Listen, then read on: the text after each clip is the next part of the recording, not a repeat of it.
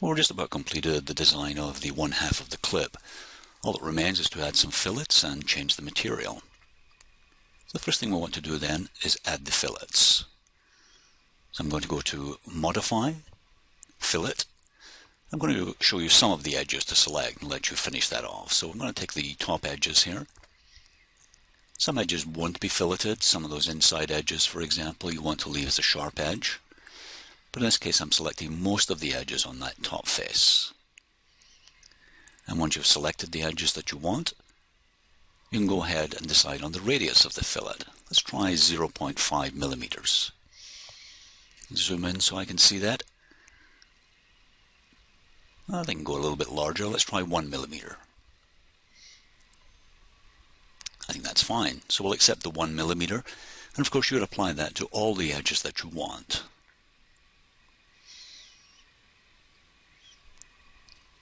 I've gone ahead and finished the fillets and also changed the material. Now, the material can be any color that you wish. So I'll just show you which one I chose. So I selected the part and then I went to black paint. There's a number of materials you can choose from. So again, choose the color that appeals to you most. Turning back on the visibility of the belt, we're just about ready to finish the overall design. So what I'm going to do are add a number of components such as a walkie-talkie and a water bottle.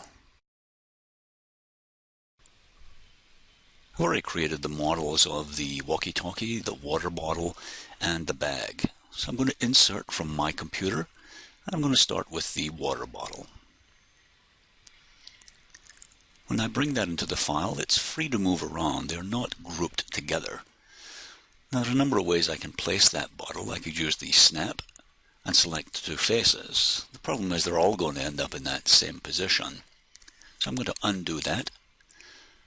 And it's actually quite easy to move the bottle around. First thing I want to do, of course, is get it facing the right way. So I'm going to select it, then move, and rotate it through the angle that's required, which will be 180 degrees. So you can either enter that value or just rotate it. So 180. Then I'm going to move it into position manually. So select it. Top view is generally a good place to start. That little dot in the middle allows you to move it in any direction, whereas the arrows are either vertical or horizontal. And you want it to be kind of tangent, a little bit of a gap. That looks fine. That looks quite good, but of course when I go to another view, we're going to discover that it's not exactly correct. So there's a little bit of refining required. This is a good view to check it out.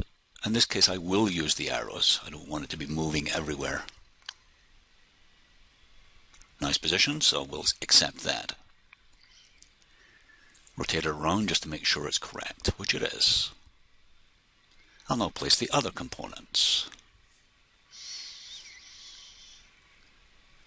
I've placed a walkie-talkie and 3 bags. These bags could contain tools or lead weights if required to assist us with defying gravity.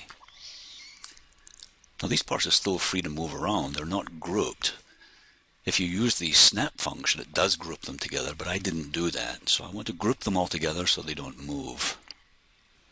Now it's your turn to design the half of the clip and add the components.